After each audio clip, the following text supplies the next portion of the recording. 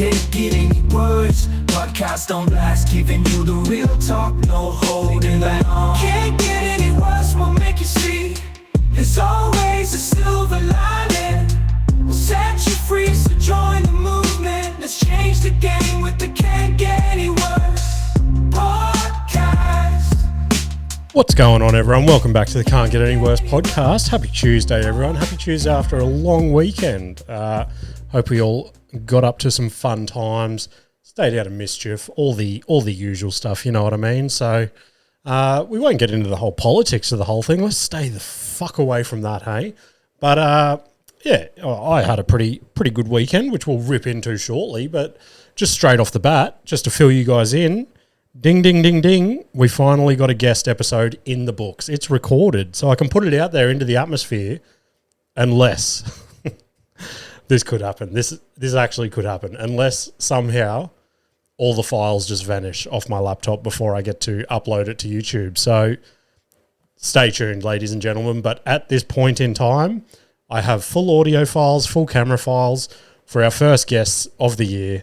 It is none other than the Nelson twins. So if you don't know the Nelson twins, give them a quick Google. And when you see their faces, it might ring a bell. But basically they're just a couple of Aussie twins, right, that sort of blew up when they went on Australia's Got Talent. I think, what'd they say, back in 2013 or something, I think they said. So, and then they've basically just been touring comedians since. So, yeah, they came in the other day, sat down, had a good chat with them.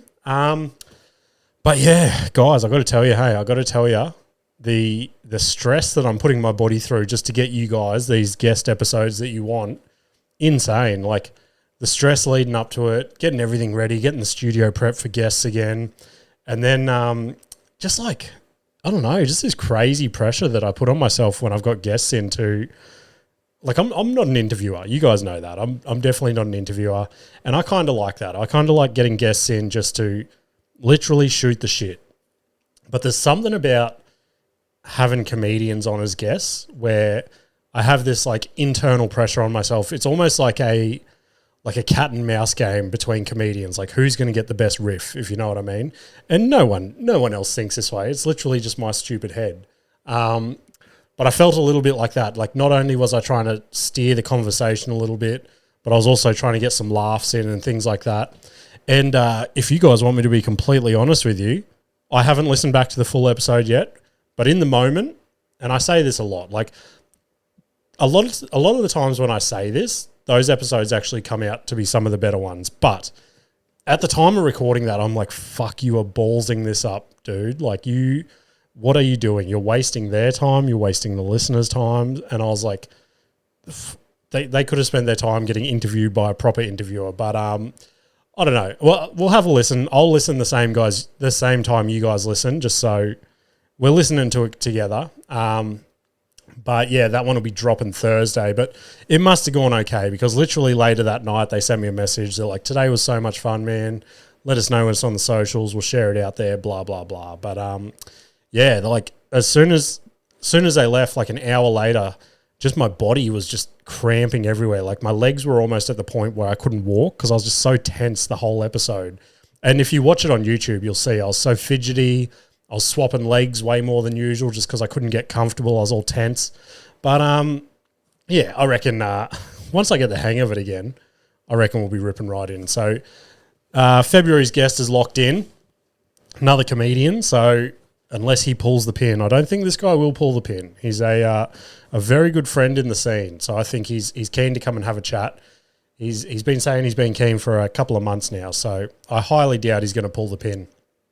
But the other thing, on top of the guest episodes that I've been punching this week, I told you guys I want to start going like streaming a bit more, you know what I mean? Like going live on the internet on the nights I don't have gigs and stuff. And this week, pulled the trigger, jumped on, started doing it on TikTok Live. And it was a bit weird to start with. I mean, it was a little bit like a solo podcast, to be honest, just sitting in here talking to myself.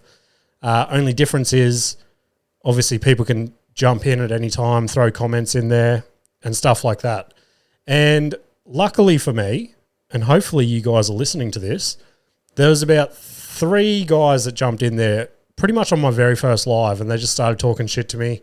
like, oh, not talking shit, but just like talking to me, asking me questions, blah, blah, blah. And we just started rambling and having fun and all that. And then we started the whole, like, they call it battling on TikTok, but basically you just go up against another creator or something like that, and you can do whatever you want. You can just talk to them like normal. You can shit talk them, whatever you want to do, really. And then your team basically sends you gifts and likes and stuff. Anyway, long story short, by my complete surprise, right, and everyone I've told this to has been pretty surprised as well. And I might say this to you guys and you guys will be like, that is not fucking worth it. But let me just say it. So in my first week, so today, Monday, literally marks 1 week since I started going live, right? And I've went live 6 out of the 7 days. And I've made just shy of $30 in gifts and stuff, which you guys are probably like, that is so stupid. But to put things in perspective, right? So I've been going live for 6 days and I've made about $30. I've been doing this podcast for coming up to 2.5 years, and I've made $0. So swings and roundabouts, you know what I mean? But I just found that crazy. Like, I started looking at what some of these people on TikTok are making just from these battles and people gifting them and stuff. There's people on there making thousands of dollars a day, it's nuts. And don't get me wrong, those people, like, this is their life. They sit in front of their screen all day, every day, just running up these battles, talking to their team, things like that. But hats off to them. Like, if that's what they want to do, then, yeah, full credit to them. But I'm happy just to jump on for an hour or two here and there and shoot the shit. But, yeah, it's been super fun. The other crazy thing, which I genuinely wasn't expecting this, right? Because I was like, first of all, I was telling everyone watching, I'm like, I don't want any gifts. Keep your gifts. I'm fine. I'm basically just coming on here to get my face in another lane, like another lane on the internet. That's all I'm seeing it as, right? And people just started gifting me anyway. It was like, and I know a lot of people use it as reverse psychology, but I was genuine. I was like, I don't want your gifts. But the cool thing is, like, people would jump into your live. They'll have a chat to you for a couple of minutes and they'll be like, oh, what do you do? I'm like, oh, I'm trying to be a stand-up comedian. I do a stupid little podcast, blah, blah, blah. They're like, oh, we love podcasts. So they're like, what's your podcast? Where can we listen? And in the last week, there's probably been 5 people just from TikTok that have been like, I'm going to go jump over, listen to your podcast. And then I'm like, yeah, get back to me and let me know. And look, a lot of the time when people say, oh, go listen to your podcast, they're lying. They don't go and listen. They just say it. They go, oh, yeah, no, it was good, man. Really funny, really funny. But they don't go fucking listen. But 3 out of those people came back to my live like the next day or something, and they're like, oh, we listened to last week's episode. This part was funny. This part was funny, which like showed that they actually listened. So that's cool. I think it's another cool little lane to try and grow a little bit, as well as making a little bit of pocket money on the side. So yeah, if you listen to this and you have a TikTok account, jump on, give me a follow at I had to make it at Missin Jimmy instead of at Jimmy Missin because that one was already taken. So yeah, jump on, give me a follow, and if you get a notification saying I'm live, jump in and just gift me something that's like $6,000. It'll be sweet, and I'll come and thank you on the pod next week. But anyway, that's enough of that. We've covered enough of that. Let's rip into what's happened this week. We'll kick it off with a crazy story. So literally, this was last Monday. When was it? Because I had both the kids. Yeah, it must have been an afternoon last week, right? I go pick both the boys up from vacation care.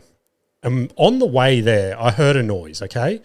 A weird noise. And it sounded like something in my canopy was loose or something like that, which isn't a totally crazy thing to assume. Like in the back there, the guy I bought it off had built like almost like a little cupboard that he puts his tarps and stuff in. And sometimes that door can flap open. There's also like a battery mounted in there. I'm like, oh, maybe the battery's shifted a little bit and now it's bumping something in the back. So I'm like, it'll be right. I go pick Westy up.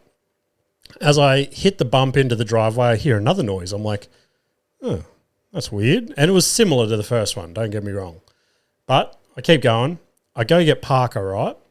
And again, now a loud noise. And I'm like, what is this? I drive... that's the other thing. We had to drive up to Woolworths to get a couple of things for dinner. So we drive all the way up to Woolworths. As we pull into the Woolworths car park, I get out of my car, I get both the boys out, I walk in front of my car, and on top of my canopy, I've got like a solar panel mounted. And this solar panel is basically sideways on my canopy. And I've gone, that's not how that looked before. That is definitely not how that looked when I started driving. So I've gone and assessed it further. And somehow with me hitting all these bumps, the brackets have like snapped off with the solar panel. And my solar panel was dangling there by one bolt.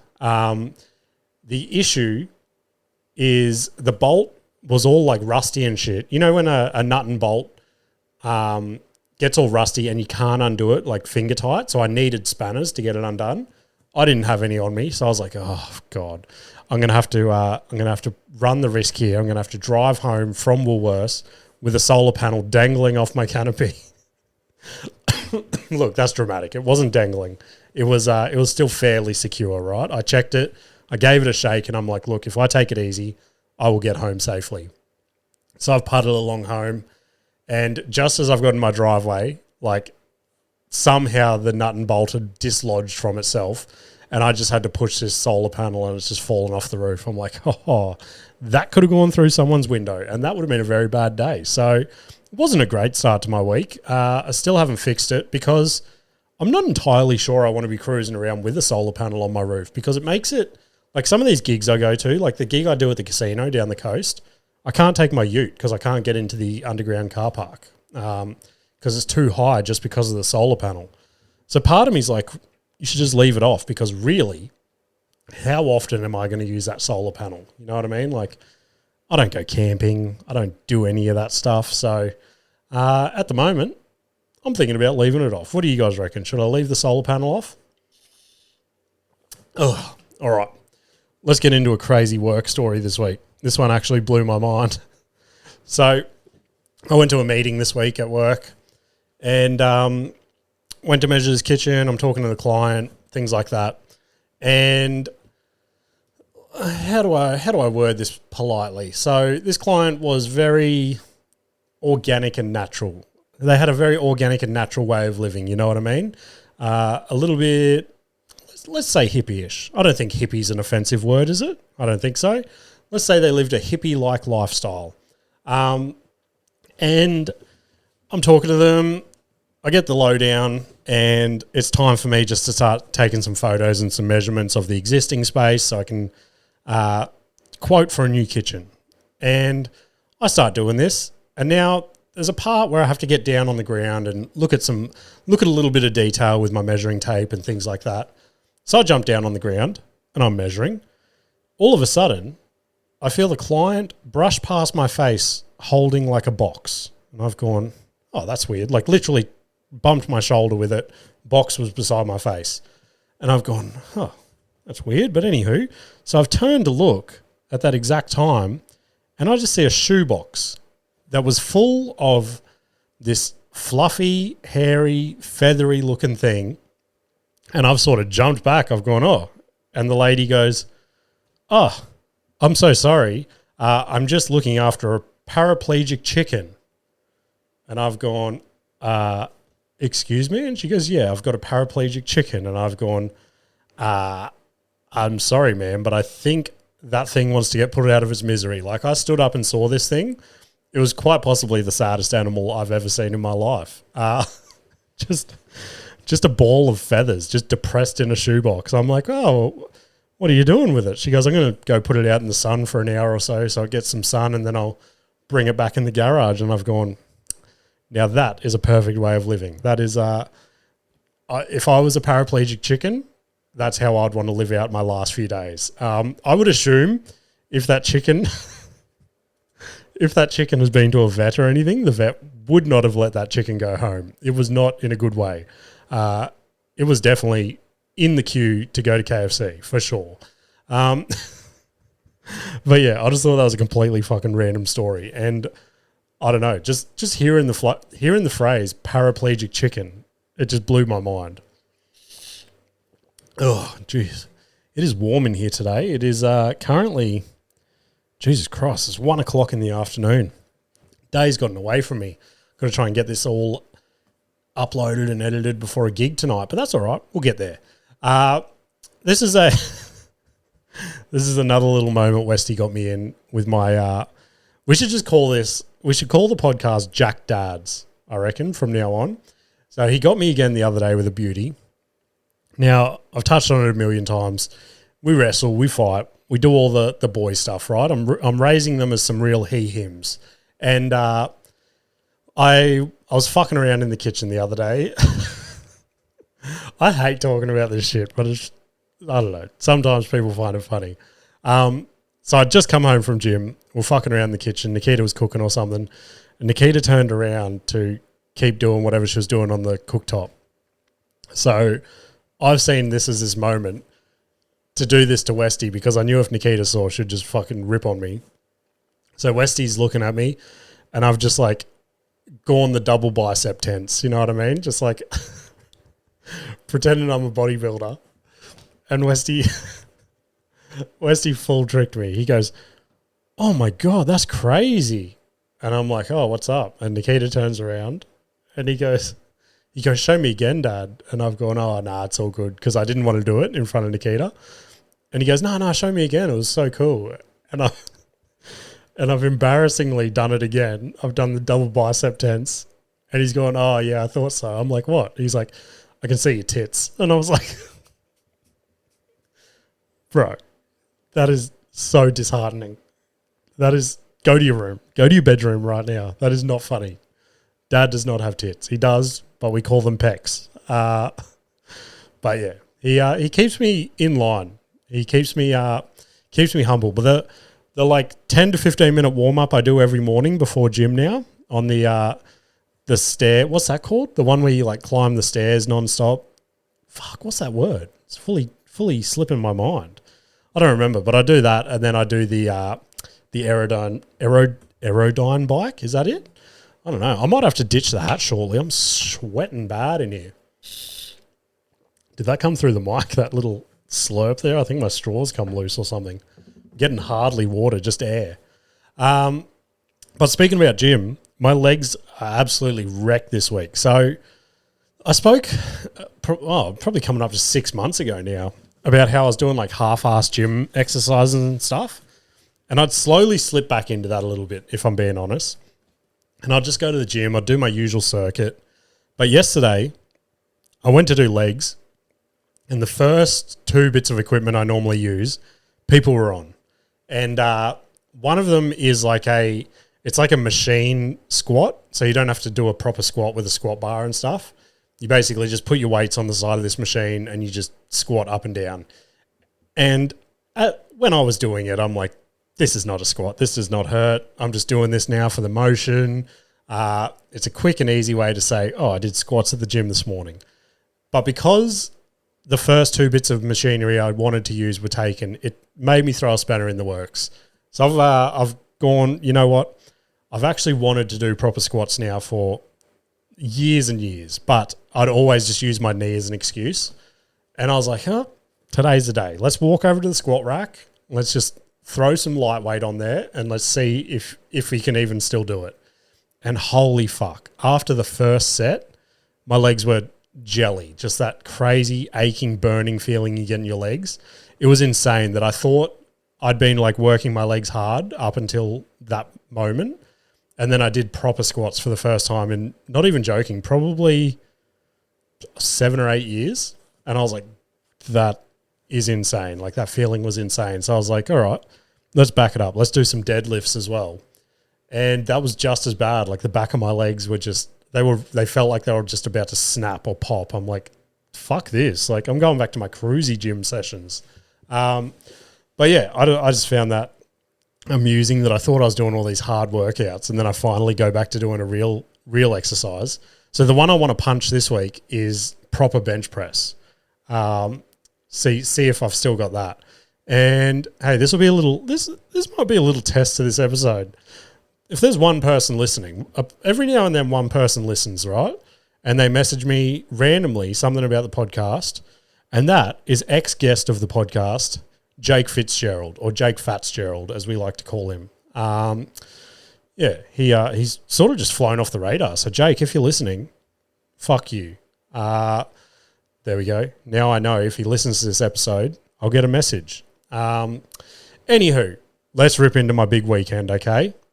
I don't even think I told you guys that this was happening, but the next 10 minutes of this podcast is just going to be sucking Luke Combs from the back. That's right, ladies and gentlemen. Old mate here found himself at the Luke Combs concert on Saturday night. Yeah. Ugh. Let's start from the top. So, I mentioned on the podcast when Luke Combs first announced his Australian tour, I was like, I would give my left nut to do that. And then I mentioned that Mum and Nikita and stuff, they were working back late to try and win tickets. And we didn't end up getting any. Anyway, about a week or two before Christmas, Mum goes, I've got to tell you something that I've got you for Christmas because I need you to book it out on your calendar so you don't book any gigs or anything that night. And I'm like, okay, what is it? And then she told me. I was like, oh, my God, this is crazy. And to be fair, up until Saturday night, I was like, Mum got scammed. Mum got fake tickets. And now I'm going to have to rock up to the concert and get the embarrassment of fake tickets. And we'll get to that. We will get to that. There's a little story there. But, yeah, got Luke Combs tickets. Nikita bought me accommodation to go with it for Christmas. If you follow my personal account, you would have seen the story that I put up of the beautiful Brisbane views. Pretty insane that, we walked into this little single-bedroom apartment and it was stunning, way better than what we were both expecting. And then I pulled the curtain to look outside and literally just building and building. That's all we could see. If I wanted to be risky and reach out over the balcony, I probably could have touched the other building. So there was no real view, but that's okay. We weren't there for the view. We were hardly going to be in the room anyway. But yeah, I was pretty close to pulling the pin. I said this the other week about the Ed Sheeran concert. I was like, oh, we got Ed Sheeran tickets, and then I pulled the pin day off just because I just don't think I could do it. But literally the last week, I've been working myself up so hard about going. I was like, can't go. I don't want to sit near people. I don't want to talk to people. There's going to be too many people there. Don't want to spend that much money, blah, blah, blah. And Nikita sort of talked me off the ledge and she's like, nah, you have to go. It'll be fun. And yeah, so glad she did. It was literally this time last year, I think I came on here and I was tooting the horn of Andrew Schultz. I'm like, that is the best live performance I've ever seen. So now I've got to categorize it. Andrew Schultz is the best live comedian I've seen, and Luke Combs easily the best musical act I've ever seen. It was an insane night. But yeah, on the way to the show, so we walked to the stadium. It was within walking distance. I think it took us 20 minutes or so, and the streets were just packed. Absolutely packed with all these city folk just in their brand new country clothes. You could 100% tell. And this was another dilemma I had the day of. I'm like, fuck, what am I going to wear? Because in the back of my wardrobe, I've still got all my old country clothes from my country days, right? I've got my boots, I've got Wrangler jeans, I've got button-up shirts, I've got the works back there. But leading up to it, I'm like, fuck, I'd be so uncomfortable if I had to go and wear that to a concert. It'd be so hot. I'd be sweating. I wouldn't be comfortable in my boots. I haven't worn those boots for probably, 10 years. So I'd 100% get blisters and shit. So then I said to Nikita, I'm like, I'm just going to wear the clothes I wear to my shows, just black jeans, simple shirt, and my Jordans. That would be way more comfortable. And then this is where Nikita comes in with the win again. She goes, you're going to be pretty hot in jeans. Part of the concert's during the day, in the afternoon. She goes, why don't you just wear your gym shorts with a comfortable shirt? And I was like, oh, you beauty. And thank fuck I did. I was so comfortable. I even rocked my Crocs. It was the most comfortable concert outfit you could wear. But yeah, I was watching all these buckle bunnies in their brand new outfits, brand new boots, brand new shirts, brand new jeans and shit. And Nikita and I were picking them all out. And it was so funny. We're following a couple of them. and we could just tell. We're like, oh, you guys probably live 5 minutes from our house. And then literally beside them was just like this mum and her daughter, and they were just in simple, basic clothes. And I'm like, they probably fed the cows about an hour ago, and now they're here to watch their favourite country artist. Like, it was crazy that you could actually tell the country people in the crowd. And when I went to the bar once, and there's a dude from the country there. He was saying the exact same thing. He's like, basically just ripping on him. So yeah, that was pretty crazy. But let's get to the we got there, and I don't want to say it, but I was molested at the Luke Combs concert. That is not a joke. I was actually sexually violated by a member of the security team. Now, we've walked in to Suncorp Stadium, well, at the front gate there. They've got the security guards with the wands, and they let Nikita straight through, of course. And then they look at me and they go, oh, this dude is carrying something. So they go, step on our mat, please, sir. Now, this guy gets his wand. I step on the mat. He goes, anything in your pockets? I go, just my wallet and my phone. I throw him on the table, and he goes, all right. He goes up my back, no sound. He's like, oh, okay, you're all good. I just got to check your front. Starts at my head, goes all the way down, without touching my body, right? But then when he gets to my dick, he forces the wand towards my dick and brushes down the tip of my dick with his wand. And Nikita was watching it. She gave me the funniest look, and I'm like, I just basically just nodded to her. And then he's like, nah, you're all good, mate. And what am I meant to say to him? I'm like, thanks, mate. I felt violated. I felt disgusting. I felt used. I felt like he just used me for his pleasure. Anyway, I'll get to Nikita, and she's like, did he just touch your dick? I'm like, yep, he sure did. I got molested at the Luke Combs concert. So I'm not going to press charges or anything. I'm just going to basically hold it in my soul forever. Hey, maybe I'll turn it into material. Who knows? But we got past the security check. We walk up to the scanners now. Now, this was the moment I was dreading the entire time. Nikita gets my phone. The tickets are on my phone. I go, you go first because I'm too scared. I'd rather her get rejected first, and then I can pretend I'm just a random and just walk off. So she scans it, glows green. She walks straight through. I'm like, oh, the tickets are real. This is all about to come to reality. She passes my phone back to me. I scroll over to my ticket. I put it under the scanner so confidently, and it goes red, and I've gone, no, this cannot be fucking happening right now. So old mate goes, oh, I'll pull it out. We'll try it again. And now it just doesn't go any color. My phone's just sitting under the scanner and it's not recognizing it. I'm like, dear God, why did I not go first? And Nikita's looking at me laughing again. And he's gone, just try it one more time. And then boom, put it under, it goes green. I'm like, thank fuck. Like, I was so scared. I was so scared that I was going to have to be that guy who bought fake Luke Combs tickets and had to just walk back through the millions of people that were there. Not quite millions. It did feel like it though. So yeah, we get to our seats.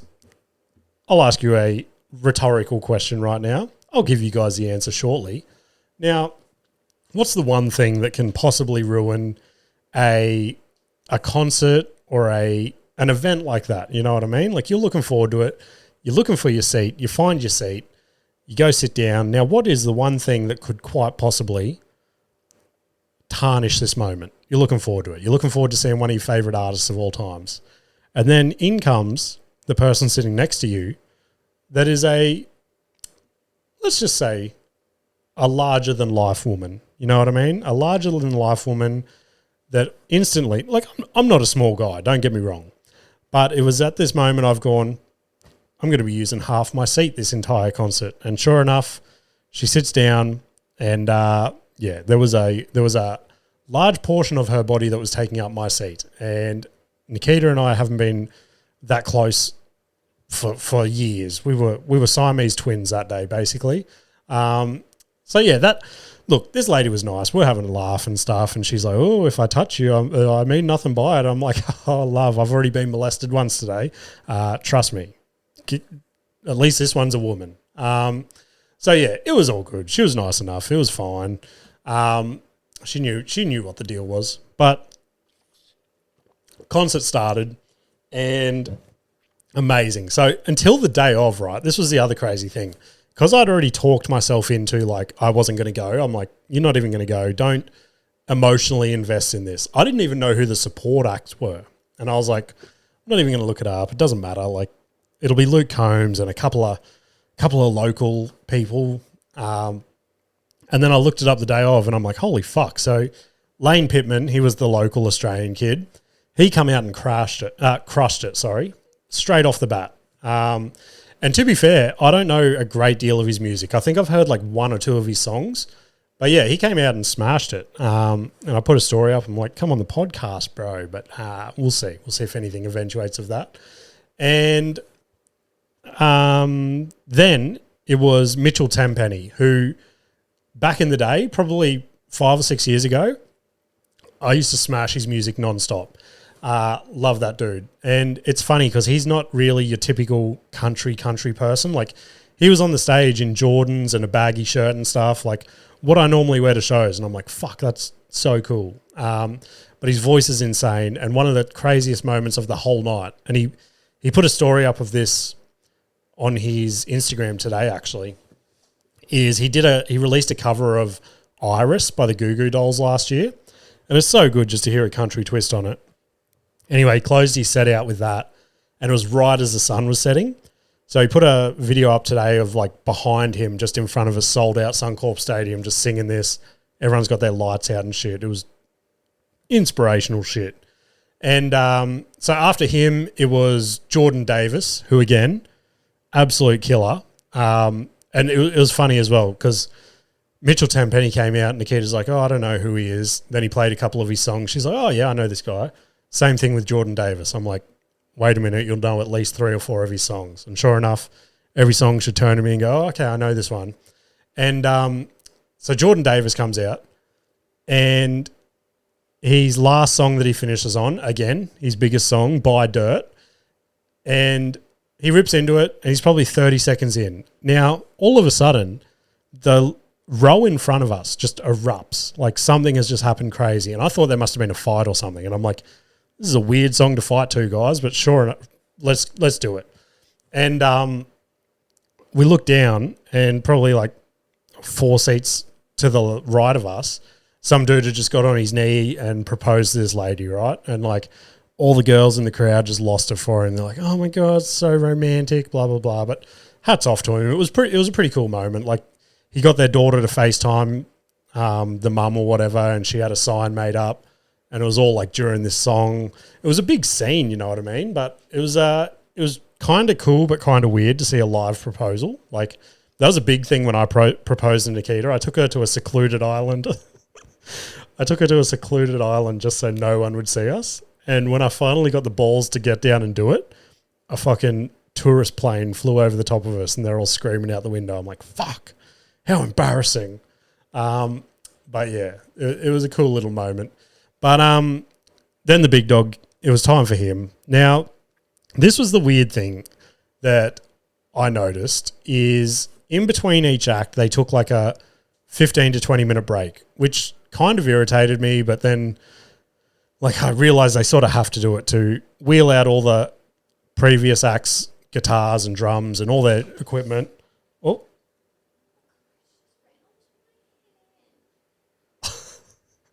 hold on, everyone. A cockroach has just ran onto Nikita's hand. Are you okay?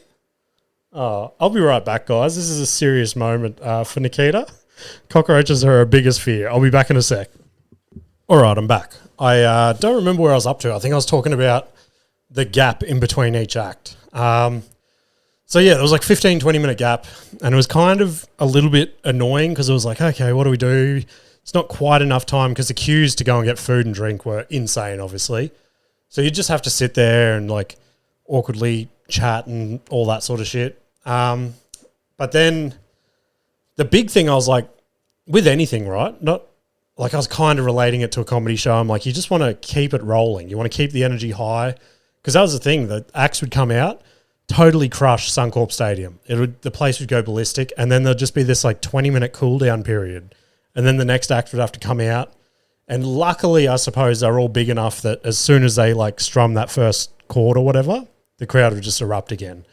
But I was like, fuck, like Jordan Davis came out and crushed, and he was right before Luke Combs. And I'm like, you'd almost want to just come straight out on the back of that. But no, they didn't. They took like maybe a half an hour break before Luke Combs, which again, fair enough. He's the main act. They want to get all his shit right.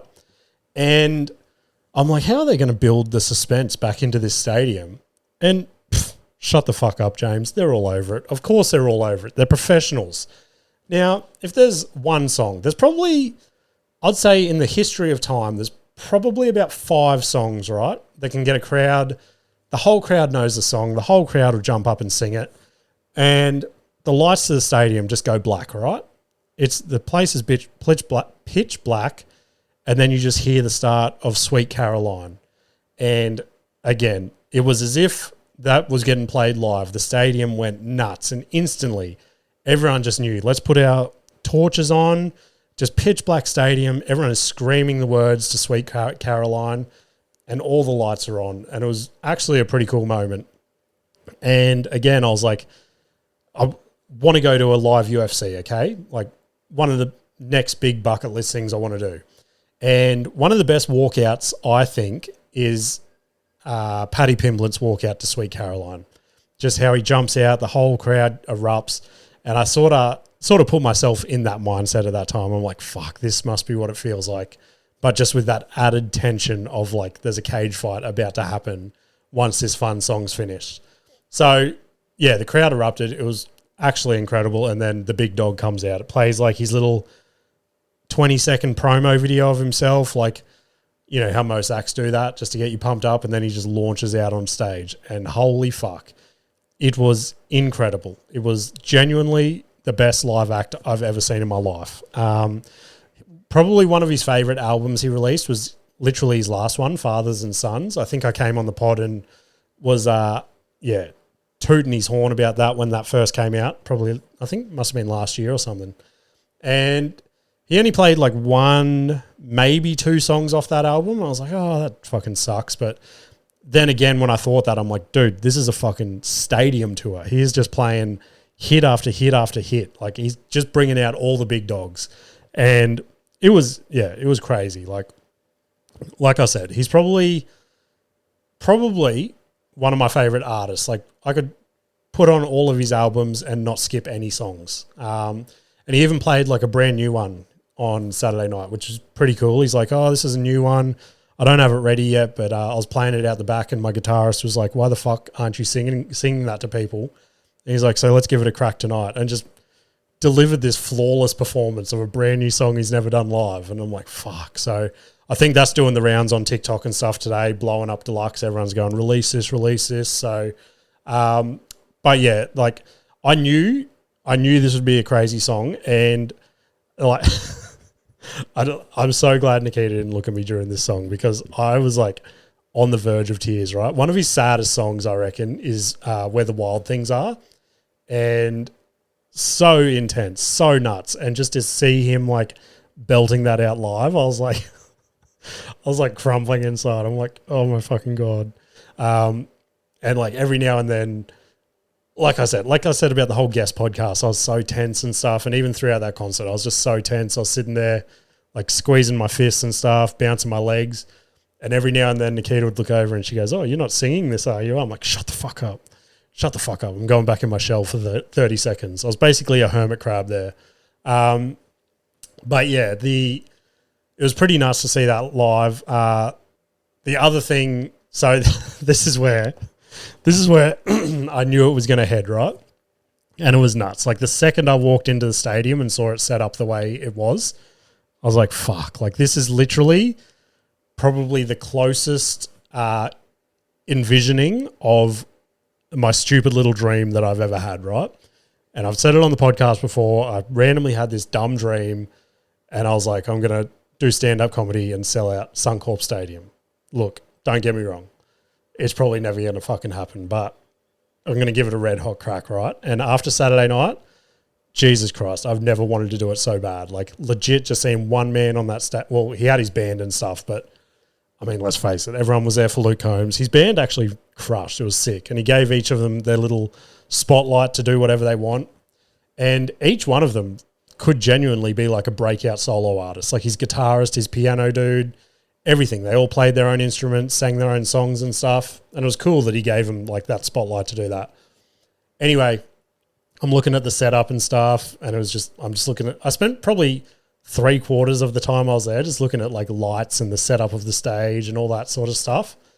And it was just insane just to see that amount of bodies. And I'm like, fuck, that would be just such an insane accomplishment to say you've done that. And the kicker came, I'm playing this at the end of the episode as the motivational clip of the week, but he stops the concert about halfway through and he goes, look, I was going to say something, and he goes and delivers this like heartfelt motivational speech about he never sang, never picked up a guitar or anything until he was 21. He's like, now I'm 32 and I've literally selling out stadiums halfway across the world. And just like the hope and like, what's the word? Like the hope and motivation, inspiration, whatever, that he filled like everyone in that stadium with was just insane. And yeah, he's halfway through this speech and I'm hooked. I'm staring at him. I feel like he's talking directly at me. And Nikita looks at me and I just hear her say, oh, here we go. And I've gone, yep, here we go. This is it. This is it. This is the dream. It's coming true. So yeah, it was so good. So if you've ever got the opportunity to go see him, go check him out. You will not see anything better. But the last thing I did want to touch on is every time we hear like a song on the radio or even on Saturday night. So Luke Combs has these songs that he's written for his wife, obviously. They're like these beautiful love songs and stuff. And Nikita's like, oh, you never like say anything like that about me. You never do any of that. I'm like, my thing that I've chosen is comedy, right? I can't write a love joke. Like a love joke is not a thing. Like a love song, easy. I could write a love song today. Piece of piss. A love joke, that's a whole nother level. So here's a little challenge I'm setting myself by the end of the year, okay? This is a little side quest for me. I'm going to try and write Nikita a love joke by the end of the year and perform it to her. Oh, it's going to be so gay. It's going to be the gayest thing I've ever done. Anyone that's seen my set at the moment, it's probably 3/4 just shitting on Nikita, and the crowd loves it. Nothing relates to a crowd better than just like shitting on your wife and stuff. So I'm going to put a spin on it, and I'm going to write Nikita a love joke. So stay tuned for that. Let's rip in weekend comedy. We're probably going to run a little bit overtime this week, but that's okay. Where's my mouse? Why is this not working? Let's spin this around. So I've got better control. There we go. We're onto it, guys. Weekend comedy. Let's get through it. So Tuesday night I had Soul Bar up on the sunny coast. Look, I was a little bit nervous for this one because I was trying that joke again that brutally bombed the week before, and it's bombed probably 3 times now. And this was the gig that I was going to be like, okay, if it doesn't work here again, I'm probably just going to scrap it. Like it's not going to work, right? And I get up there and I find out I'm like first in the second bracket. I'm like, fuck, it's going to be a long night, a late drive home, like all the way from the sunny coast back to Logan. Whatever, is what it is. So I get up there and the whole first bracket, they go okay. But to be fair, this is probably the quietest I've seen that venue, like in all the times I've done it. And this place is normally crazy. I love doing this spot. And it was pretty quiet. And then the last act of that bracket, basically half the crowd was there just to see him. And we had 5-minute spots. This kid he gets up and does like 12 minutes of just absolute, let's just call it dog shit, because I don't think I'm ever going to see him again. Literally, I don't think he got one laugh in that whole 12 minutes. The MC was flashing him the whole time. And it's like, bro, like respect the game sort of thing. You know what I mean? Like don't run the light. Fair enough if you're up there and you're delivering like the set of a lifetime and the room is on its edge just to hear you keep talking. But literally, like people are leaving the room because they want to escape from this. Anyway, we have the break, which again, I'm like, fuck, let's just push through the break. I don't want to sit through this torture even more. And we get through and I'm first in the second bracket, jump up. And I actually, surprisingly, had a pretty good set. The one downfall in the entire set, right, was this fucking new joke again. I got halfway through it, and I don't know if I explained this last week, but it's basically an old joke that I've got that I've now written another half for it, and I'm like, oh, it's so funny, I love it. But the issue is because I've already formed that first joke, it works on its own, and now I'm just trying to add this whole nother part to it. And that when I get to the end of that, it's kind of confusing. But on the drive home from the sunny coast, I was like, you're a fucking idiot. Of course. Just reverse it. Like, put the new bit at the front, because when you get into the end of that, it's getting like a rolling chuckle, but not like a big laugh. Like, you've already got that in the joke. So if you really want to use this, so that's what I'm trying this week. I'm going to try and flip that joke and see if it works the other way. So fingers crossed. Stay tuned for that. But it was a fun one. Like the guest we've got locked in for next month, he randomly called me on the drive up to the sunny coast, and I'm like, oh, that's weird. He like never calls me. And I pick it up. He goes, oh, hey, mate. I'm like, hey, what's going on? He goes, oh, how far away are you? I'm like, I don't know, like 10 minutes or so. He goes, oh, sweet, I'm just behind you. He goes, anyway, and this was the day of the inauguration for Trump. He goes, oh, I just wanted to give you a call and talk about politics. And I was like, look, I'm not a political guy at all. Like, I get lost in all that. And I go, oh, okay, what do you want to talk about? And then he's like, oh, I'm just fucking with you. And then we just had a normal chat. Anyway, then he called me again on the drive home because I'd left before him. I go, oh, let me know how you go up there. And, yeah, I was pretty fucking chuffed that he called me and he goes, look, you probably had the best set of the night, and then I'd like to say I had the second best. And I was like, oh my God, I'm blushing. I'm blushing right now. So it means a lot to hear stuff like that from people that have been in the game for longer than me, and yeah, that I respect. So hats off to him. But dampener on the night, holy fuck, this literally crushed me. Like, I got home and could not sleep for a couple of hours after this. But I was maybe 10 minutes from home, and I pulled in because I think Nikita needed some milk or something for the next morning. Pull into the servo. I'm looking at the milks, and all of a sudden this dad and his daughter come skipping out of like the staff-only section of the 7-Eleven. I'm like, that's weird, because normally 7-Elevens never let you use their toilet. And I'm like, that's weird, but anywho. And this little girl, she must have been 4 or 5 or something, and she was just the happiest little girl I've ever seen, right? She was skipping through the shop. She walks up to the counter and she's like, oh, thank you so much for letting us use your toilet. And the guy's like, oh, you're very welcome. And the dad just like, you could see behind his eyes, like he's trying to hold it all together for his daughter. Now, as I walked into the 7-Eleven, I parked beside this car and I looked in the window and you could just see someone was living out of it. It was full of clothes, full of bedding, full of everything, right?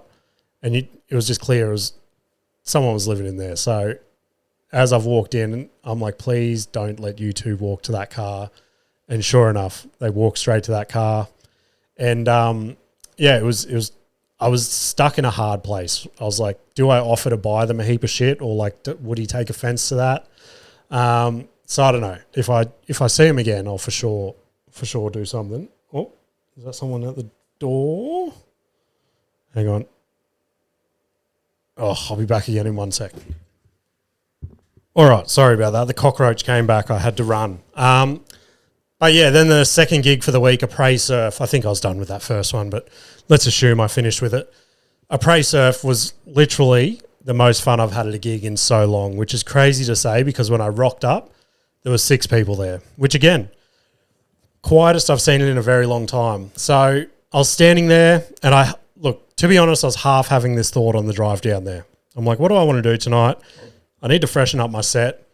And I got there, I'm like, fuck it, nothing to lose tonight. So I scrolled through my phone and I just threw out like a couple of premises for the show that I'm writing. I'm like, might as well see if the idea of the joke works in this room. So I got up there and I literally just threw a couple of premises out in the room.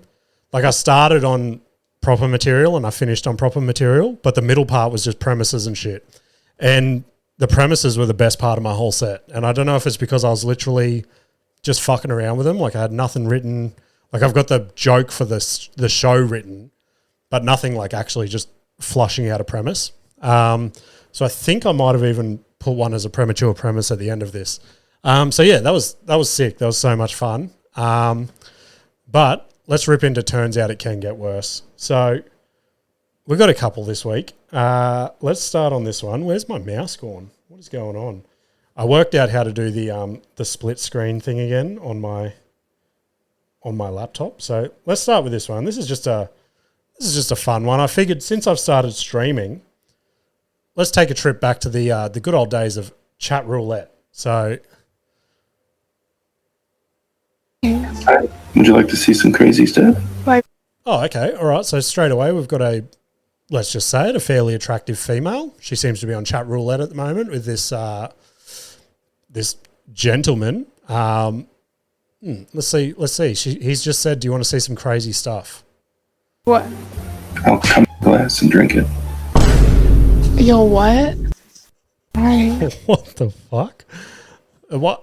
Whose dad is this? Whose dad is this online just asking these young girls if he wants them to come in a glass and drink it?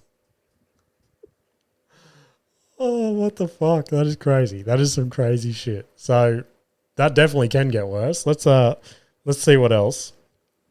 Got this one. So this, look, I spent a lot of this episode talking about Luke Combs, but then I saw this banger, and when this drops, this is going to be the song of the summer. So I didn't want to get political before, but let's get political with this song. And I'm not going to intervene with this one. I'm just going to let this song play out.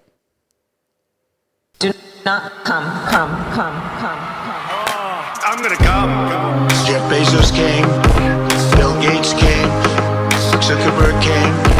Many of them came numerous times,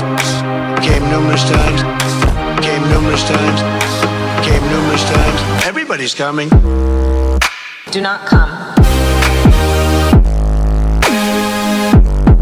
I'm gonna come. Oh, God. If I was any more organised, I would have got Ash's little sound cue over there of him saying he's going to come. So, yeah, that track right there, that's a fucking banger. And then this is the last one. Now, let me drag it over again. This way. There we go. He's got it. Okay, let's see. We've got what appears to be like a suitcase looking thing. So let's see what's in here. Break down the context for you. You got a nice little card here. Yep. For the election. Go fuck yourself. Oh, jeez. Calm down, buddy. All right, so just looking in the suitcase here, it's a bit of an odd thing to be seen. Let's see if he can describe it for us. Can of Four Loco. Forearm sister koozie. Nice silicone. What the fuck? That's a giant rubber fist. Why has he got a giant rubber fist? And you'll see there's a name there that might ring a bell to people of my generation, but it says Riley Reid there. So I think this is an exact replica of Riley Reid's fist. Some napkins and some fruit punch lube. Yes, you can eat it. Fruit punch lube. So not only can you get fisted by Riley Reid's fist, you can enjoy some fruit punch lube. Cool. They got creative with this one. They got creative with this one, and then he mustn't have worked out the zoom yet because he's just gone up and down with his camera. That's insane. Anywho, that's been turns out it can get worse. I don't even know where we're up to with this episode. We've had a couple of roadblocks, but that's all right. I just wanted to touch on a bit of fighting. Obviously, we're not going to do a UFC breakdown for this fight night, so I just thought I'd quickly jump on. So we got UFC Fight Night this Sunday. It is actually a huge card for a fight night, which is insane. Israel Adesanya is back in the cage, and he's headlining a fight night, which is insane. I don't know the last time Israel Adesanya was not on a pay-per-view. So that in itself is crazy, but he's fighting an absolute animal in Imavov. This dude is a beast as well. So it's definitely like I want Israel to win 100%. He's one of those fighters that I'll ride or die for, but Imavov is a scary, scary dude. So if you guys want a tip on this one, Imavov at $2.50 is not the stupidest bet I've ever heard. It's worth a sneaky 10, you know what I mean? It's just, I don't know. He might get Izzy. I do not want that to happen. Trust me, I do not want that to happen, but I do see it potentially happening. The co-main, again, absolute stacked fight. We got the Pirate Magomedov versus MVP. So Michael Venom Page. Now, MVP came over from Bellator to the UFC, and when he was in Bellator, he just seemed unstoppable. But his UFC career has seemed pretty dismal, to be honest. So I see this as MVP's, like, he's fighting for his career in this fight. And because of that, this is another one. I see the Pirate winning, to be honest, but MVP at $2.50 with his career on the line, worth a dabble. Like the crazy knockouts MVP's pulled off. Like, you go to YouTube right now, type in an MVP highlight reel. It's insane. Spinning back fists, everything. The dude's done it. So I'm going to go MVP on that one. Then we've got the heavyweights banging on. Pavlovich versus Rosenstruck. I fucking hate Rosenstruck. I don't know what it is about the bloke. I just never liked him. But him at $3.50, I think I could learn to like him for one night. He has that legitimate knockout power. So, yeah, I'm going to go Rosenstruck at $3.50. That's all the bets I've got for this one. But BKFC happened over the weekend as well. Bare knuckle fighting. Local girl, Beck Rawlings, she fought and got a win. So it's good to see her back on the winning train. You just hate to see chicks' faces after bare knuckle, though. It is some hectic stuff. But the knockouts again on this night, go to Bare Knuckles' Instagram page and just watch the knockouts. Brutal. Like, you think UFC is brutal, and then you just see someone get knocked out bare fist. Insane. But Ben Rothwell, when it got announced that Ben Rothwell was going to fight for bare knuckle, I was like, who in their right mind would want to fight that animal? Like, back in the day, Ben Rothwell was a beast in the UFC, right? He's a gigantic man. And sure enough, he goes in there and absolutely flatlines this guy. It legitimately scary stuff. Like, to the point of, is this guy alive or what is the go? So hats off to him. But the big thing from the night, the main event was Jeremy Stevens versus Eddie Alvarez. Again, both legends of the UFC, throwing down bare knuckle, insane. Jeremy Stevens gets the win. And then Conor McGregor is now a holder of bare knuckle, right? He's one of the owners. And so he's at every one of these events. Now, if you remember, back in the early days of Conor McGregor's come up, Jeremy Stevens was the one that called him out at the press conference, and it was that famous clip of Conor McGregor turning around going, who the fuck is that guy? And it blew up deluxe. To be honest, it was probably one of the major trajectories of Conor's career. And now Jeremy Stevens got that win. Him and Conor did a face-off after that, and Conor's gone, let's fight bare knuckle. Now, do I love the story of that? Yes. Do I see that coming to a reality? No.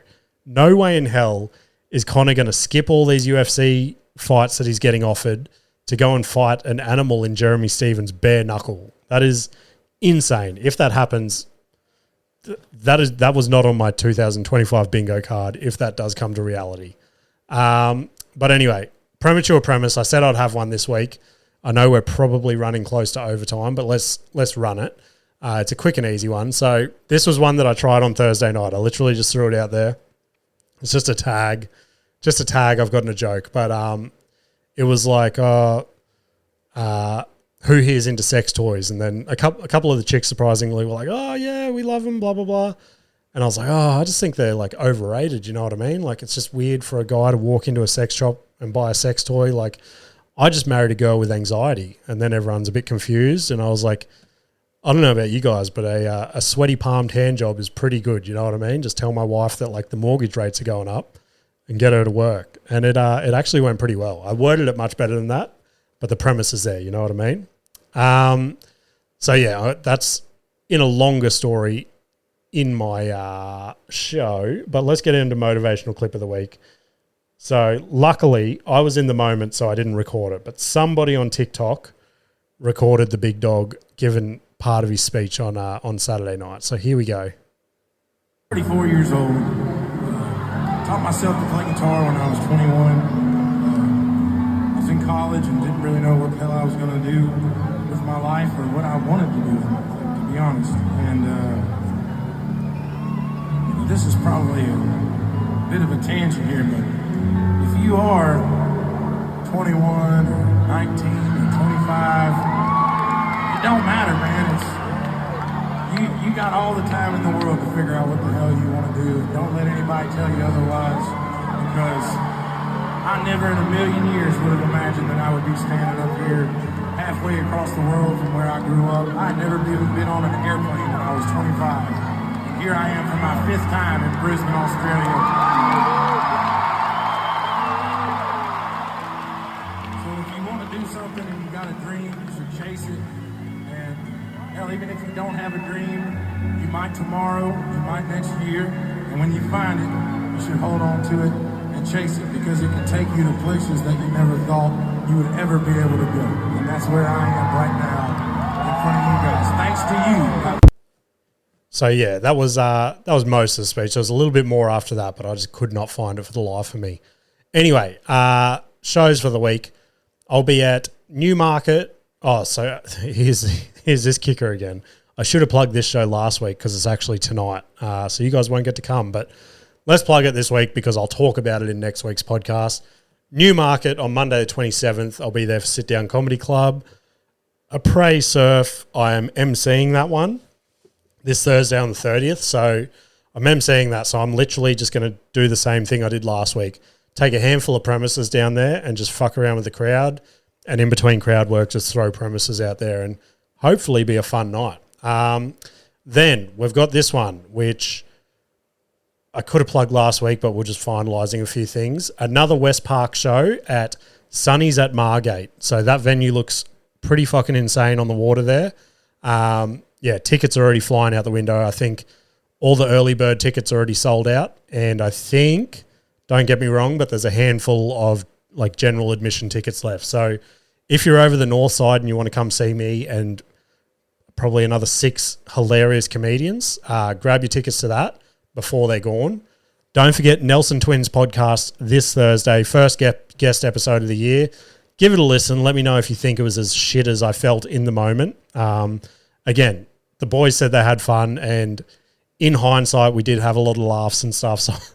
So I'm fucking hoping it came out all right. So give it a listen. Let me know what you reckon. More guests locked in for the year.